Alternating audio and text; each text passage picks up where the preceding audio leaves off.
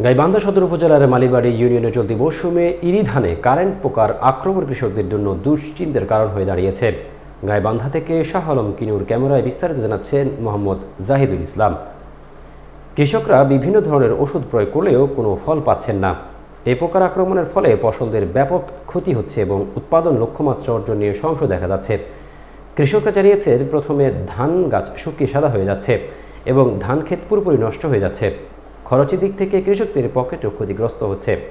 মালিবাড়ি ইউনিয়নের কৃষক ফুল মিয়া জানিয়েছেন, 4 বিঘা জমিতে ধান আবাদ করলেও 1 বিঘা জমিতে কারেন্ট পোকার আক্রমণে সব ফসল নষ্ট হয়ে গেছে।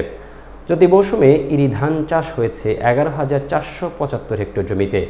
তবে এই আক্রমণের ফলে বিপুল পরিমাণ জমির ধান নষ্ট হয়ে গেছে।